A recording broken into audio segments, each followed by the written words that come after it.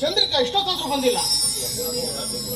ಈ ಅಭಿರಾಮ್ಗೆ ಟಾರ್ಚರ್ ಕೊಡೋದು ಅಂದ್ರೆ ಅವಳಿಗೆ ತುಂಬಾ ಇಷ್ಟ ಅನ್ಸುತ್ತೆ. ಏನ್ ಮಾಡೋದು? ಲವ್ ಮಾಡಿದ್ಮೇಲೆ ಇದನ್ನೆಲ್ಲ ಅನುಭವಿಸಲೇಬೇಕು. ಆ ಭಗವಂತ ಇಂಥ ಹುಡುಗಿಯರಿಗೆ ಯಾಕಿಂತ ಹೃದಯ ಕೊಟ್ಟಿದ್ದಾನೆ ಅಂತ ಗೊತ್ತಿಲ್ಲ.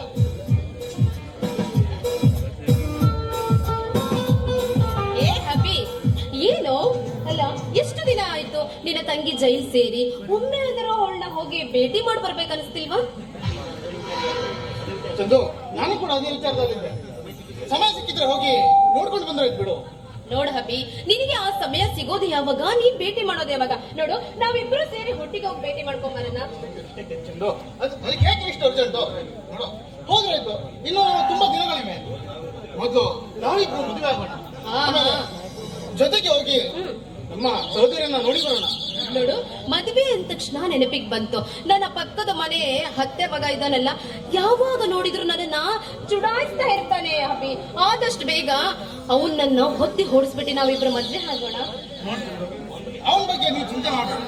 ಈಗಲೇ ಹೋಗಿ ಅವನ ಮೇಲೆ ಕಂಪ್ಲೇಂಟ್ ಕೊಟ್ಟು ಬರೋಣ. ನಡೆ. ಏ, ಇಷ್ಟು ಸಣ್ಣ ವಿಷಯಕ್ಕೆ ಕಂಪ್ಲೇಂಟ್ ಎಲ್ಲ ಹೇಗೆ?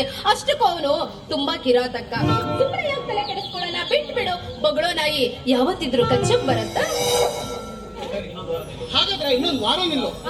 ಅಗದಿ ಸಾಕ್ಷಿಯಾಗಿ ನಿನ್ನ ಮದುವೆ ಮಾಡ್ಕೊಂಡು ನನ್ನ ಮನೆ ತುಂಬಿಸ್ಕೊಳ್ತೀನಿ, ಸರಿನಾ? ಏ ನೋಡೋ ಹಬಿ, ಈ ನಿನ್ನ ಮಾತು ಕೇಳಿ ನನಗಂತೂ ತುಂಬಾ ಸಂತೋಷ ಆಗ್ತಿದ್ಯಾ.